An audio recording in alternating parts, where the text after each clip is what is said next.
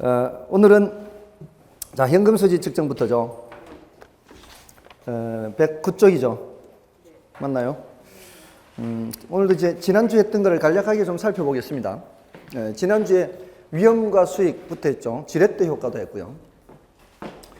지렛대 효과는 타인 자본을 이용해서 내 자본의 수익률을 높이려고 하는 효과가 지렛대 효과죠. 자, 여기서는 얼마나 싼 이자를 몇 배 뻥튀기 하냐, 이거 말씀드렸죠. 얼마나 싼 이자를 몇 배 뻥튀기 하냐. 이자율이 6%다. 근데 총 자본 수익률, 종합 수익률이라고도 할 수 있어요. 이것이 8%다. 그럼 얼마나 싼 이자예요? 2%포인트 싼 이자죠.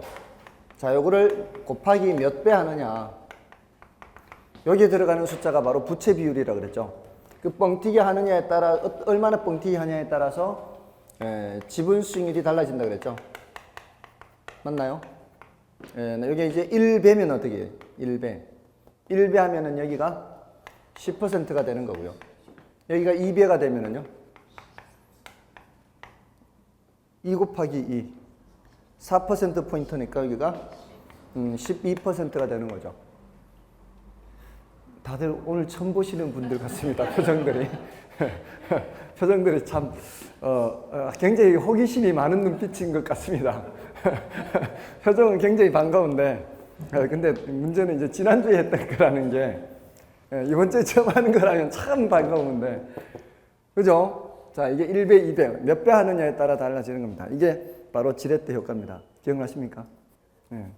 자, 그래도 좀 젊은 사람이 난 것 같아요. 바로 이제 낫다고 하는 거 보니까. 자, 그 다음에, 왜냐하면 이 뒤에 있으면 이 주의를 안 할 것 같아서 갑자기 급습을 해야 이렇게 주의를 할 것 같아서. 그 다음에 이제 요런 게 이제 지렛대 효과고요. 물론 지분 수익률을 계산할 때, 지분 투자액분의 지분 수익 이렇게 공식으로 풀어도 관계는 없습니다. 이제 여러분들이 편할 대로 하시면 되고요. 그 다음에 이제 위험과 수익을 했죠. 자, 위험에 대해서는, 위험의 개념은 예상치로부터 벗어날 가능성이 위험이라고 그랬어요. 위험이 있다는 것은 벗어날 가능성이 있다. 근데 벗어나는 크기가 크면 위험이 큰 거고, 벗어나는 크기가 작으면 위험이 작다라고 했습니다. 그 위험의 크기를 측정하는 것은 뭘로 측정하고요? 표준 편차나 분산으로 하고요. 그러한 위험의 종류에는 사금, 법인유 이렇게 했죠. 사업상 위험, 금융적 위험, 법적 위험, 인플레 위험, 유동성 위험. 특히 금융적 위험과 인플레 위험을 헷갈리지 않도록 하시라 그랬어요. 금융적 위험, 타인 자본을 이용하기 때문에 나타나는 위험, 부의 지뢰 효과와 함께 생각하시면 되고요. 인플레 위험은 인플레가 발생해서 나타날 수 있는 위험입니다. 인플레라는 게 부동산 투자에서는 긍정적인 면과 부정적인 면이 동시에 있습니다. 자본이득이라는 측면에서는 인플레이션이 좋은 거예요, 나쁜 거예요?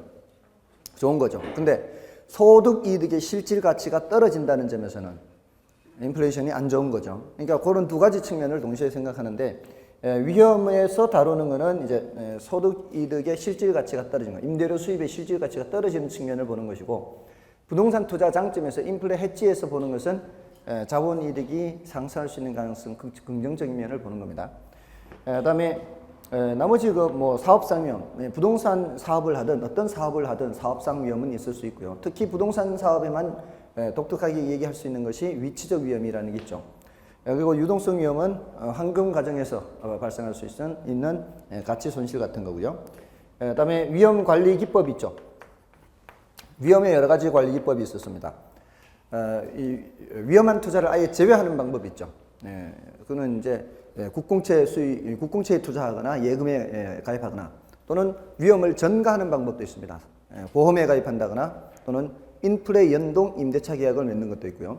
변동금리도 위험의 전가의 하나입니다. 그건 금융론에서 나오는 얘기고요. 그렇게 이제 위험을 전가하거나 위험한 건 아예 안 하는 방법. 또 하나는 보수적 예측이라는 게 있어요. 이거는 수익은 가능한 한 낮게 잡고 비용은 가능한 한 높게 잡는데, 이렇게 해서 기대 수익률을 가능한 한 낮게 잡는 방법이에요. 그럼에도 불구하고 요구 수익률보다 괜찮다. 그때는 투자하겠다. 근데 그렇게 바람직한 방법은 아니다. 그렇게 좋은 물건이 나한테 그때까지 남아있질 않는다는 거예요. 그 다음에 위험 조정 할인율을 사용하는 방법. 여기 조금 용어가 어렵죠. 위험 조정률을 할인율로 사용하겠다. 그래서 위험이 클수록 할인을 크게 하겠다는 거죠. 그래서 요거는 요구 수익률을 상향 조정하는 방법이고, 보수적 예측 방법은 기대 수익률을 하향 조정하는 그런 방법이 되겠습니다. 그다음에 민감도 분석이 있었죠. 결과치에 영향을 미치는 여러 요인들 중 어느 하나만 변동시킬 때 결과치가 얼마나 많이 변하는지, 적게 변하는지 보고 많이 변하는 요소를 집중 관리 변수로 삼겠다는 거죠. 그리고 다른 요인이 똑같은 상황에서 민감도가 크다라고 하는 것은 그만큼 위험이 크다, 이렇게 판단할 수 있고요. 또 포트폴리오도 있습니다. 포트폴리오를 통해서 위험을 줄이는 방법이 있죠. 모든 위험을 다 줄일 수 있는 것은 아니지만 비체계적 위험은 많이 줄일 수 있는 만큼 줄이는 것이 유리하겠죠. 이거는 여러 가지 관리 기법이 있었습니다. 그죠? 제가 지금 다 쓸 수가 없어서 이렇게만 하고요. 다음에 수익에 대해서도 얘기했고요. 수익은 투자에 대한 산출 개념이 수익이고요. 요 수익의 측정은 뭘로 하죠? 수익의 측정은 가중평균으로 하죠. 가중평균, 평균치로 하죠. 그래서 수익률 하면 이제 평균치가 바로 이 수익률이고요. 종류에는 기대 수익률, 요구 수익률, 요거요. 여기가 이제 본론이죠. 기대 수익률은 투자로부터 예상되는 수익률이고, 요구 수익률은 투자자가 요구하는 최소한의 수익률이고, 그 수익률보다는 얘가 더 크거나 같아야 채택을 하는 것이죠. 이게 반대면은 기각을 하는 것이고요. 얘가 내부 수익률이라면 얘는 외부 수익률이고, 얘가 객관적 수익률이라면 얘는 주관적 수익률이다, 이런 것이죠. 그다음에 이제 위험 수익 관계에서 위험 수익 관계, 위험이 클수록 수익도 큰 것이 일반적이죠. 이게 일반적입니다. 이런 것을 위험 수익 비례 관계 이렇게 표현한다 그랬죠. 또는 상쇄 관계 이렇게 표현한다 그랬습니다. 이것이 요구 수익률에도 반영돼 있다 그랬죠. 요구 수익률은 무위험률 더하기 위험 할증률 더하기 예상 인플레이율. 특히 요거 할증률에 대해서 자세히 더 알아두셔야 되죠. 이 할증률이 달라지는 이유가 여러 가지 때문에 있다 그랬죠. 달라지는 이유가 여러 가지가 있다 그랬죠. 이게 시장 위험에 의해서도 달라지고, 또 개별 투자안에 따라서도 달라진다 그랬죠. 혹시 여러분들 이런 표현 보시나요? 제가 일일이 그걸 쫓아다니면서 그걸 잘못됐다고 말씀을 드릴 수가 없어서 그런데, 그래서 제 교재는 안에 아예 써 놓지 않았는데, 혹시 다른 자료를 보다가 요구 수익률은 체계적 위험이 상승함에 따라 위험 할증률, 여기 위험 할증률이 체계적 위험이 상승함에 따라 위험 할증률은 커진다, 이런 말 들어보셨어요? 들어보셨나요? 비체계적 위험이 증가함에 따라 위험 할증률이 증가한다, 이런 말 들어보셨나요? 네? 들어보셨어요, 혹시? 뭐라고 배우셨어요? 그 교재에 뭐라고 되어 있던가요? 체계적 위험이 증가함에 따라 위험 할증률이 증가한다. 맞는 말, 틀린 말? 맞는 말? 틀린 말요?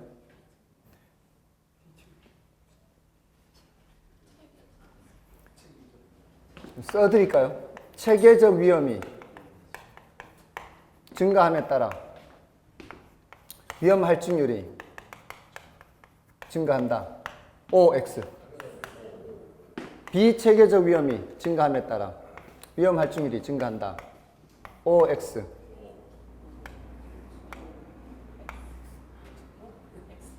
이게 X예요? 두 개 다 X예요? 아니면은 어떤 게 X고 어떤 게 O예요? 있을 수 있는 경우 다 해볼게요. 자, 1번, 2번, 3번, 4번. 1번. 예? 2번. 1번요. 3번을 알고 계신 분 계시나요? 혹시 또는 4번.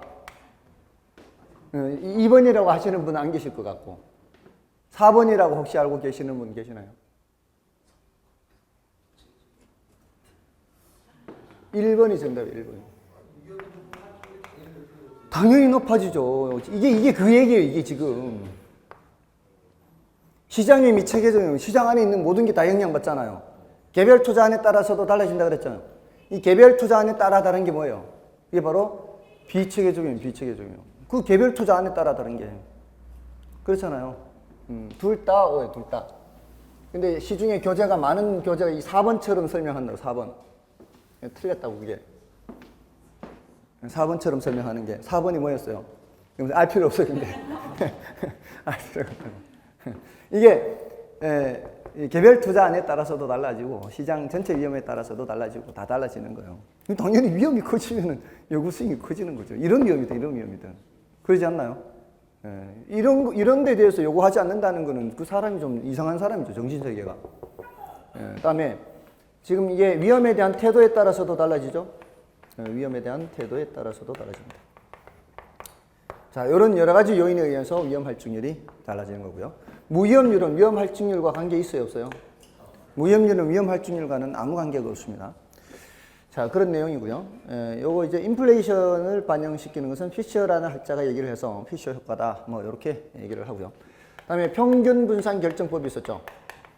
평균 분산 결정법은 동일한 위험이라면은 수익이 큰 놈을 선택하고 동일한 수익이라면 위험이 작은 놈을 선택하는 게 평균 분산 결정법입니다.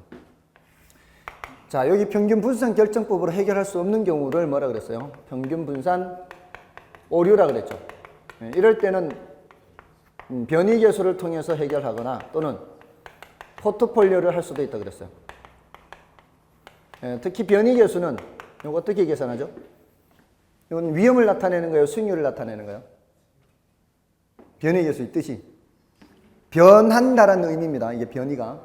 변한다는 게 뭐겠어요? 위험 계수의 수익이겠어요. 변한다는 거는.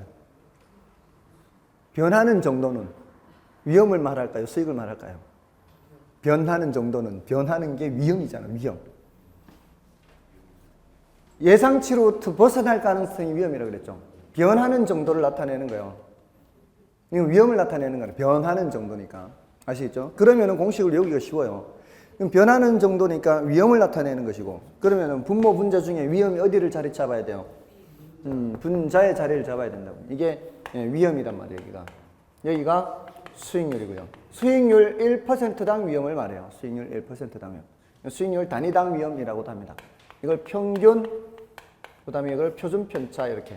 그러니까 어떤 공부를 할 때는 이 공부라는 게요. 어떤 걸 자꾸 연상시키도록 해야 되는 거죠. 어떤 단어들을 봤을 때. 내가 지금까지 알고 있던 어떤 지식을 통해서 쉽게 연상이 되도록 자꾸 공부를 해야 되는 거죠. 공부라는 게 이게 머리로 하는 게 아니고요. 이게 스킬입니다. 공부는 스킬입니다. 스킬. 제가 지난번에 스킬 말씀드렸나요? 어떻게 하면 공부 잘할 수 있는가? 말씀 안 드렸어요? 좀 궁금하지 않나요? 표정들이 좀 이렇게 궁금하다는 느낌이 오면서 말씀을 드리고 싶은데 별로 그렇지도 않고 그냥 아무런 표정 변화가 없으면 별로 궁금하죠. 제가 중학교 3학년 때 선생님한테 배운 방법입니다. 학생 주임 선생님이셨는데 별명이 면도칼이었어요. 면도칼. 학생 주임 선생님답게 늘 몽둥이를 들고 큐대 있죠, 큐, 당구 큐대. 그 당구 큐대를 이제 반 잘라가지고 이렇게. 그것도 표정이 맞아본 듯한 표정이에요, 어떻게. 아, 그래요? 그 당구 큐대인지 어떻게 알아요, 그게? 근데 이거 들고 다니는데 저는 어릴 때는 그게 뭔지도 몰랐어요. 그게 뭔지도 몰랐지만 나중에 보니까 그거더라고요. 근데 이제 중학교는 수업을 45분 하잖아요. 근데 40분만 수업을 해요. 그 다음에 5분 동안은 질문하는 거예요.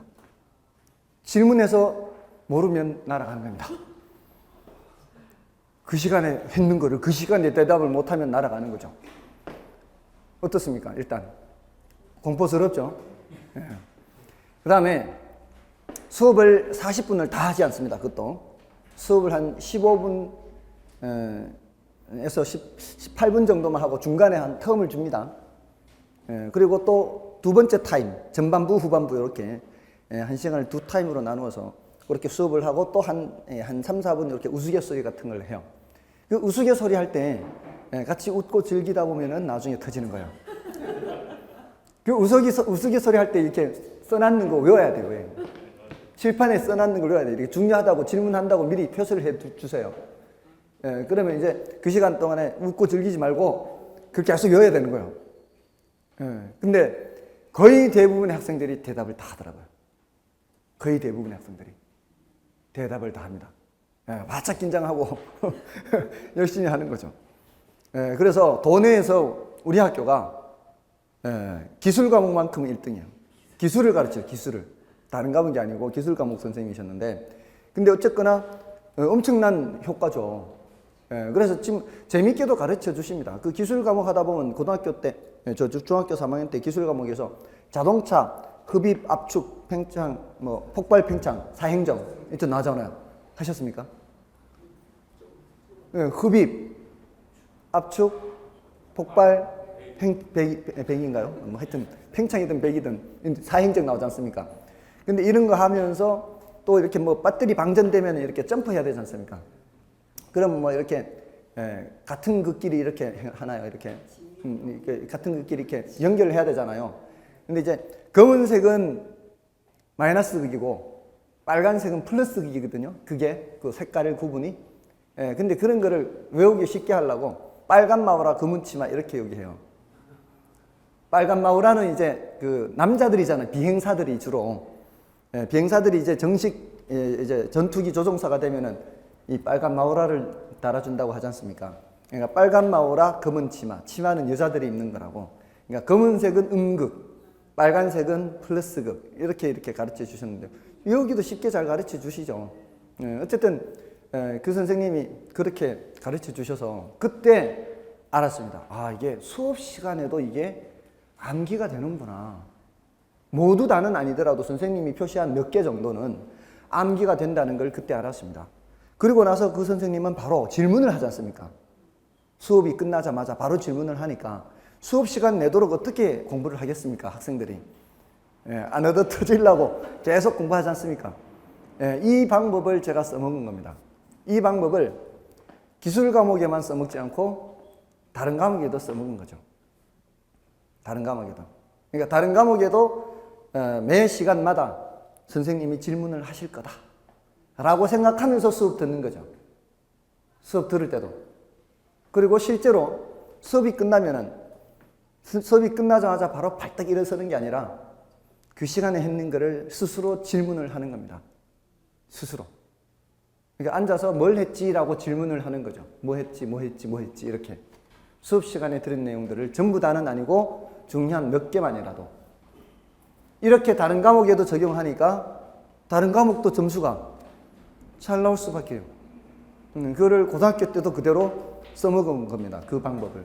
그러니까 이 공부라는 게 그런 스킬이 필요하다는 거죠. 그렇지 않습니까? 그 기술 과목은 타율에 의해서 선생님에 의해서 강제로 그렇게 했지만 다른 과목은 이제 스스로 그렇게 한 거죠. 이렇게 적용하면 되겠구나. 그러니까 여러분들도 마찬가지. 쉬는 시간에 바로 발딱 일어나서 저렇게 가지 마시고 5분 정도 스크린을 하시라고요. 또 혼자 공부하실 때도 마찬가지. 스스로 수업 말고 혼자 공부하실 때도 한 4, 50분을 수업을 하면은 책을 덮을 때 지금 내가 뭐를 봤는지를 생각하고 덮어요. 내가 뭘 지금 공부했을까? 덮으면서도 지금 시간만 지나간 것만 확인하고 이 공부했는 내용을 생각지도 않고 이렇게 일어서 버리면 뭘 했는지 스스로도 잘 모를 겁니다. 늘 그렇게 생각을 하시라고요.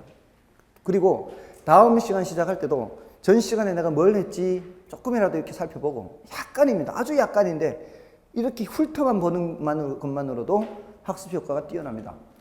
그리고 나서 다시 이제 시작할 때는 이번 시간에는 뭐를 하겠다. 속으로. 이번 시간에는 어디서부터 어디까지 뭐를 하겠다.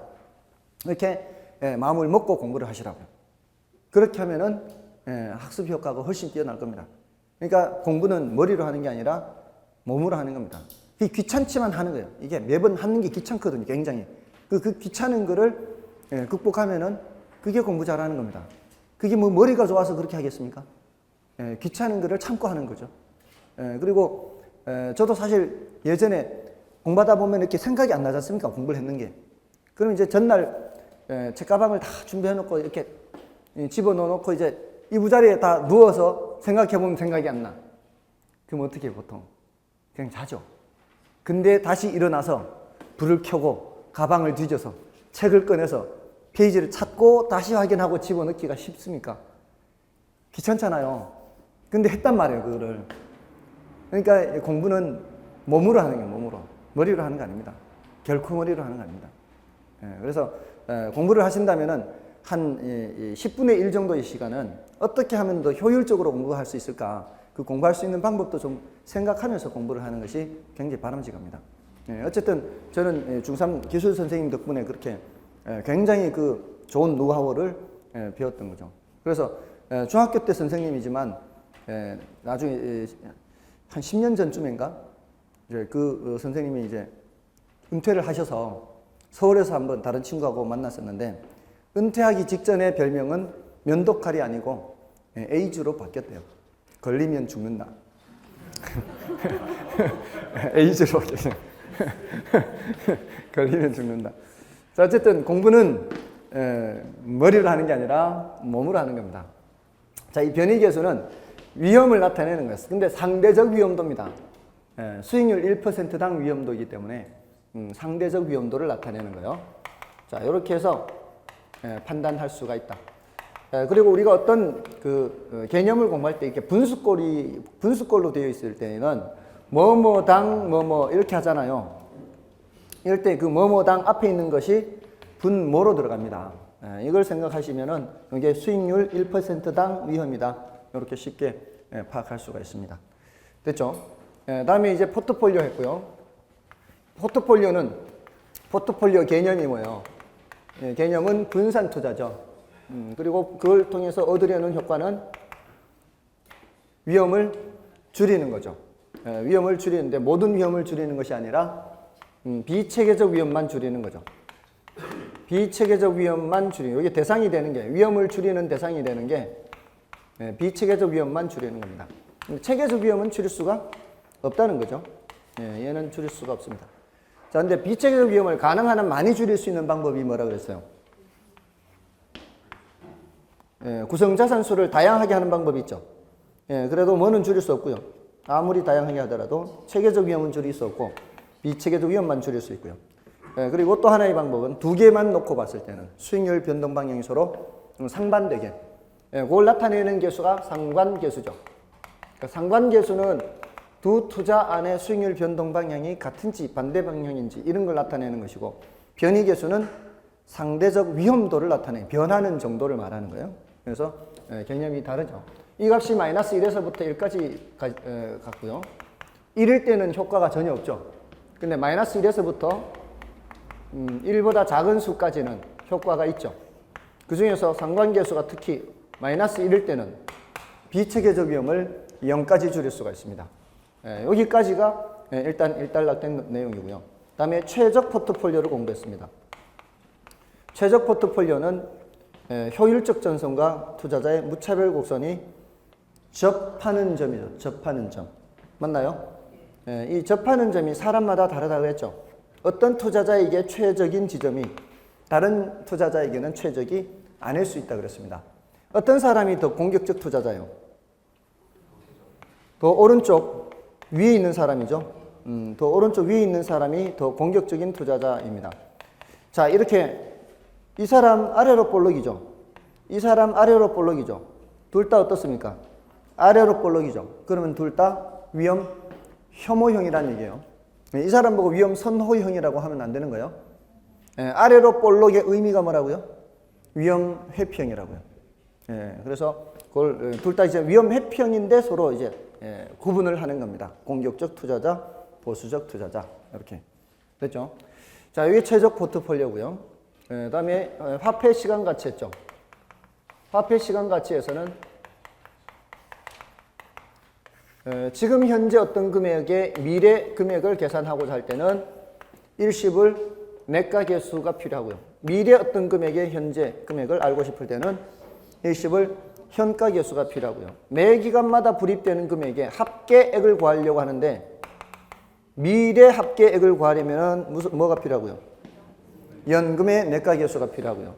매 기간 불입되는 금액의 합계액을 구하는데 현재 합계액을 구하고자 할 때는 연금의 현가 계수가 필요하죠. 목돈의 크기를 구하는 경우입니다.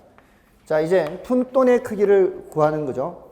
푼돈의 크기를 구하려고 하는데 현재 돈을 쪼갠 푼돈은 저당상수죠. 이쪽에 이제 현재 가치계수예요. 현재 돈을 쪼개면은 저당상수, 미래 돈을 쪼개면은 감채기금 계수죠. 그래서 목돈을 계산하려고 하느냐, 푼돈을 계산하려고 하느냐에 따라 이렇게 달라지고요. 그다음에 잔금 비율 공식, 특히 원리금 균등 상환이죠. 원리금 균등 상환의 잔금 비율을 계산하기 위해서는 이 중에서 뭐가 필요하다고요? 연금의 현가 계수입니다. 저당상수도 물론 틀린 것은 아니지만 이건 역수관계 있으니까, 그죠? 역수관계 있으니까 얘가 필요할 때 얘를 대답한다고 해서 완벽하게 틀렸다 이렇게 얘기를 하기는 좀 그래요. 역수니까. 그렇지만 직접적으로 이용되는 것은 이 잔금 비율에는 전체 기간의 뭐에 대해서 전체 기간의 연금 현가 계수분의 잔여 기간, 남은 기간이죠. 연금 현가 계수가 필요합니다. 그래서 저당상수를 쓸 수도 있죠. 역수니까. 역수로 쓰면 저당상수 쓰면 어떻게 되는 거예요? 이게 전체 기간의 저당상수 나누기 남은 기간이 되겠죠. 역수가 되니까. 남은 기간의 저당상수 해도 뭐 틀린 거는 아니에요. 그렇지만 이제 직접적으로는 연금 현가 계수 가지고서 이거를 계산할 수가 있습니다. 잔금 비율을 안다면은 금방 뭐를 알 수가 있는 거예요? 잔금 크기를 알 수 있는 거예요. 연금 현가 계수 표만 있으면 되는 거예요. 그러면 잔금 비율을 알고 잔금 비율이 0.34다. 그러면은 1,000만 원 빌렸으면은 340만 원 남았는 거고, 그죠? 2천만 원 빌렸으면은 680만 원 남은 거고, 금방 계산할 수 있거든요. 굉장히 유용합니다. 잔금 비율 공식이. 원리금 균등 상환에서는 굉장히 유용한 거죠. 근데 원금 균등 상환은 또 알 필요도 없죠. 잔금 비율을. 기간은 10년인데 6년 지났으면은 40% 남은 거고. 그럼 기간 경과에 따라서 남은 게 자동으로 결정되기 때문에 원금 균등 상환에서는 잔금 비율이 굉장히 쉽단 말이에요. 됐죠? 자, 이게 이제 지난주에 했던 내용들입니다. 오늘은 이제 현금 수지 측정이요. 자, 이 현금 수지 측정을 해야 투자 분석을 할 수가 있습니다. 지금 돈이 얼마나 들어오고 나가는지를 계산하는 거죠. 현금 수지 측정하면은 두 가지가 있는데, 하나는 운영 기간 동안에 들어오는 거 있죠. 이게 영업 수지 계산입니다. 또 하나는요, 나중에 처분할 때 들어오는 거, 바로 지분 복귀액 계산입니다. 근데 지분 복귀액 계산은 뭐 특별히 이론적으로 말씀을 드릴 것도 없고요. 계산 문제도 여기서 훨씬 많이 나오고요. 이론 문제도 여기서 훨씬 많이 나옵니다. 그래서 이걸 좀 더 주의해서 살펴봐 주시면 돼요. 이거 가유순전 후 이렇게 했죠. 가유순전 후. 가능총소득이고요. 가능총소득은 이제 100% 임대됐을 때 들어올 수 있는 모든 돈이죠. 그래서 제가 누누이 말씀드렸죠. 500만 원, 한 칸에 연간 500만 원인데 이런 게 20칸짜리가 있다, 방이. 그러면 이게 가능총소득이 1억이 된다 그랬죠. 근데 유효총소득은 1억이라고 보장을 못한다 그랬죠. 빈 방이 있을 수도 있고 방은 찼지만 돈 안 내는 임차인이 있을 수도 있죠. 그러니까 한 5%에서 10% 정도는 보통 염두에 둬요. 염두에. 지금 당장 방이 가득 차 있다 해도요. 그걸 만실로 하면은 사실은 잘 안 돼요. 왜냐하면은 가득 차 있는 상황이 지속된다면은 다른 사람들은 머리가 없습니까? 다른 사람들 다 서로 하려고 하겠죠. 그러니까 방이 더 분명히 늘어날 겁니다. 방이 늘어나면은 이게 오랫동안 이 상황이 지속될 수가 없거든요. 그러니까 이런 거를 지금 만실이라 해도 뭐 한 1, 2년 내에 그런 건 거의 대부분이 사라질 가능성이 많습니다. 그러니까 우리가 5년에서 7년, 뭐 10년 이렇게 투자를 할 거 아니에요. 부동산 투자를 한다면 보통. 그렇게 한다면은 그는 금방 사라질 것이기 때문에 보통 5%에서 10% 정도는 잡습니다. 이런 공실 같은 것들을. 그다음에 이제 여기서 뭐를 이제 또 빼야 돼요. 경비를 빼야 돼요. 경비를 빼면은 이렇게 7천 이렇게 남는다 치고요. 사실 요 경비가 이게 그렇게 많이 발생하는 건 아니에요. 이 생각보다는 좀 적게 발생하는 편이에요. 이 원룸과 제가 말씀드린 원룸도 그렇고요. 또 상가 같은 것도요. 보통 오피스텔 이런 것들도 임대료를 받을 때 관리비 별도 받죠. 관리비 별도 받잖아요. 그래서 경비가 생각보다는 좀 덜 발생하는 것 같아요. 이렇게 살펴보니까 한 2천 정도 잡고요.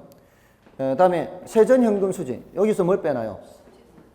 부채 서비스이죠. 이게 이제 다 내 돈으로만 투자하면은 이게 다 나한테 좀 남는 것이 되겠지만 남의 돈 빌리면은 부채 서비스액을 빼야 돼요. 그러면 한 3천 뺀다고 치고요. 그러면은 세후 현금 수지. 여기 또 이제 영업소득세를 빼야 되죠. 세를 한 뭐 500만 원 뺀다고 치면은 자, 이게 지금 숫자만 남는 숫자만 썼는데요. 여기 각각의 단계에서 지금 이론적으로 체크해야 되는 게 여기는 공실 빼고 불량부채 충당금 빼고요. 불량부채 충당금. 기타 소득을 다 하죠. 이제 영업의 소득이라고도 해요. 영업의 소득. 본 수입은 이거잖아요. 본 수입은 이건 이제 영업의 소득이 있다는 거예요. 그다음에 여기 이제 빼야 되는 게 경비죠.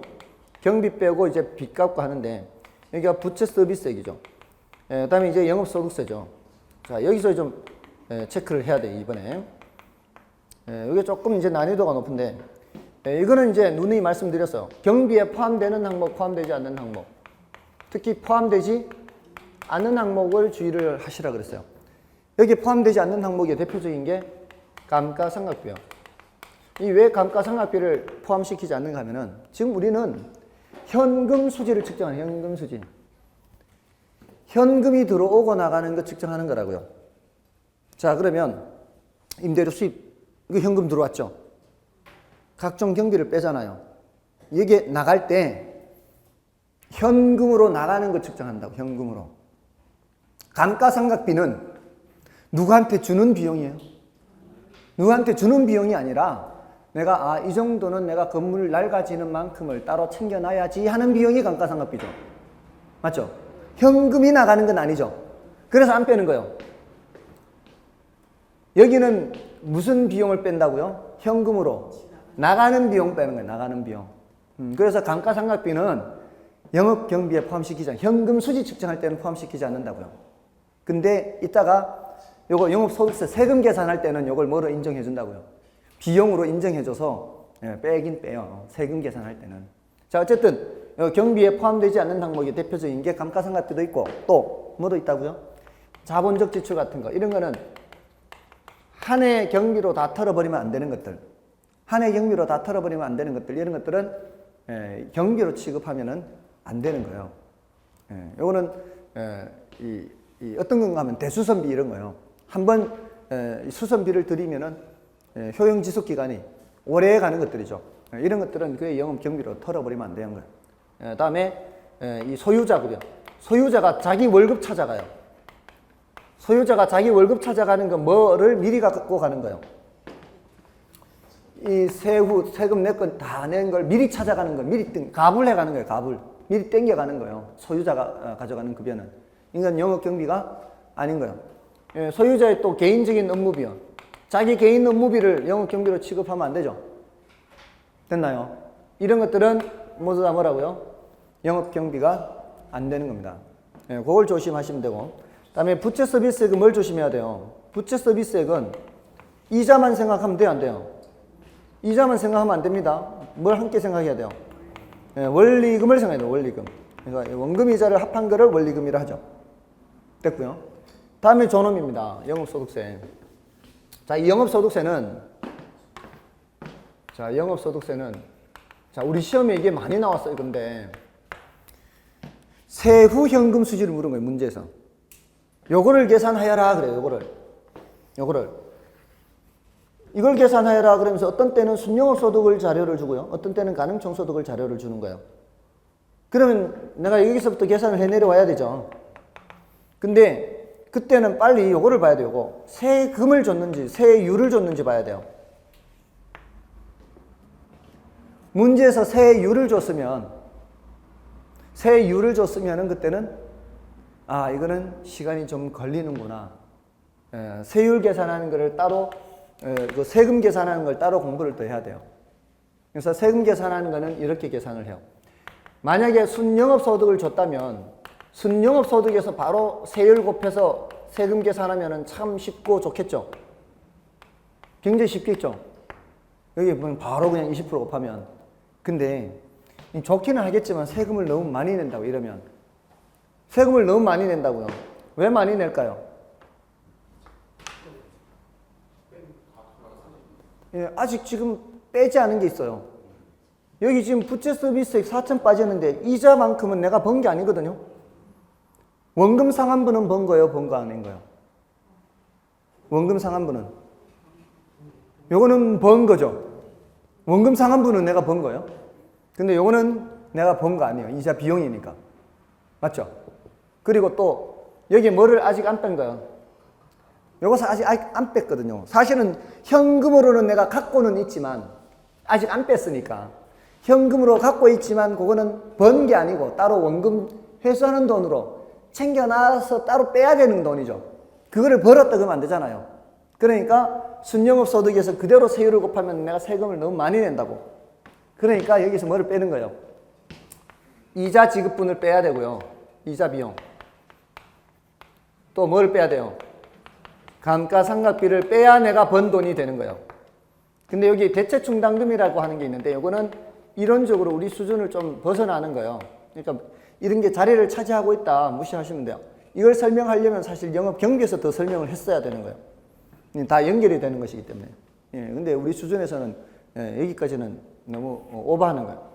자, 그래서 이걸 순대이감 이렇게 기억을 하셔서 과세 대상 소득을 계산해야 돼요.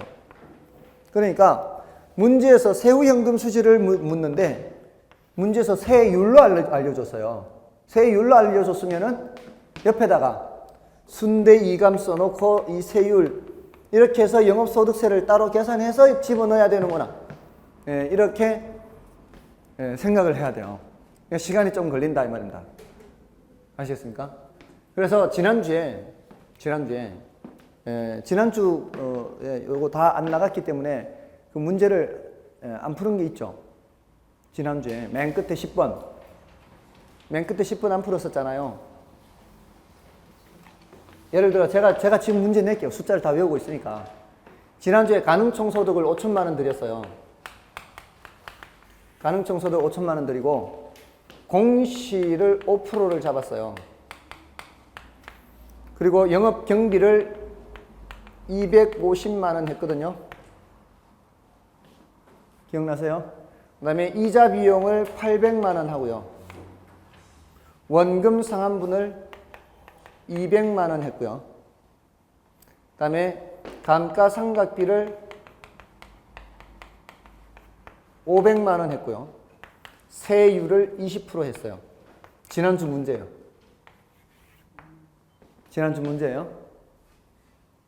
아시겠어요? 지난주에 드렸던 문제 10번 문제예요. 10번 맞나요? 11번인가요? 마지막. 자, 그러면 보세요. 공실 5% 이렇게 나오면은 숫자를 어떻게 계산해요? 0.95를 곱하기 하라고 말씀드렸죠. 그럼 유효가 얼마예요? 5,000 곱하기 0.95 하면은 4,750 이렇게 나올 거예요. 경비가 255죠? 250이죠? 그럼 순이 얼마예요? 순이 250 빼니까 4,500이죠? 자, 이제 전이에요, 전. 전이 얼마예요, 전이? 전이 지금 원금이자 다 빼야 되죠?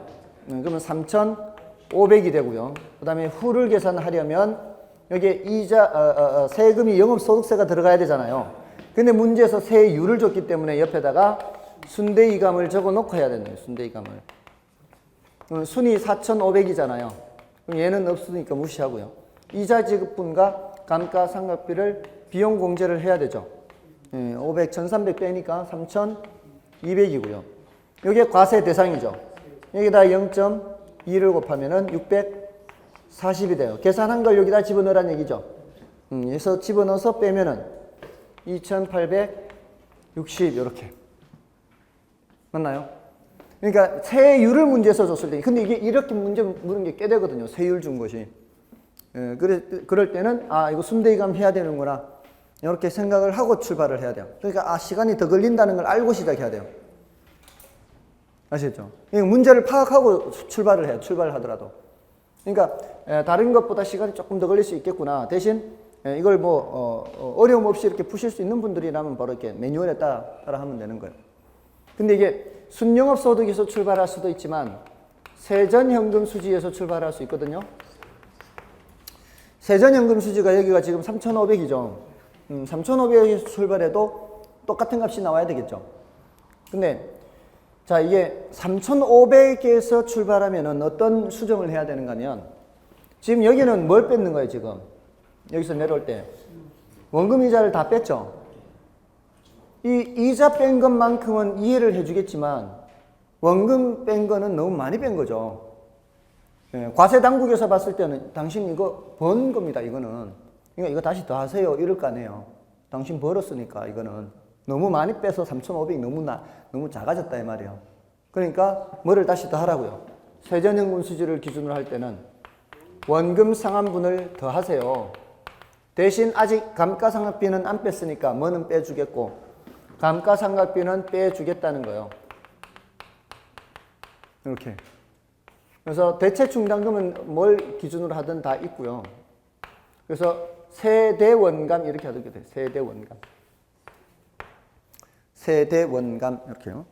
순대이감이나 세대원감이나 금액은 똑같이 과세대상 금액이 같이 나와야 되겠죠.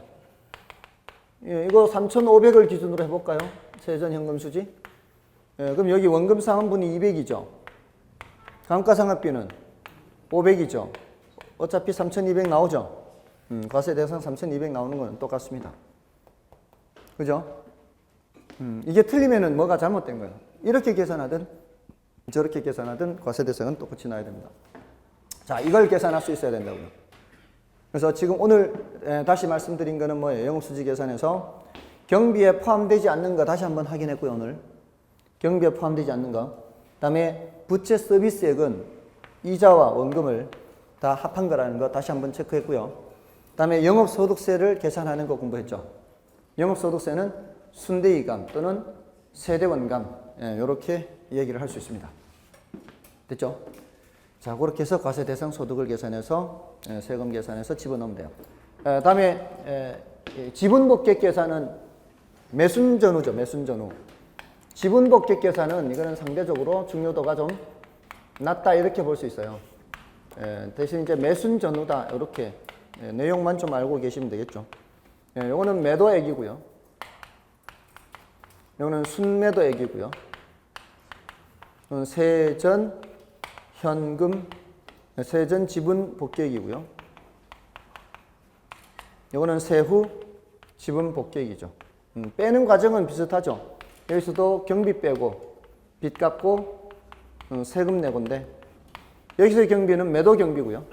여기서의 빚은 미상한 저당 잔금이요. 다 못 갚은 빚은 이때 갚아야 되는 거고요. 세금은 자본이득세죠.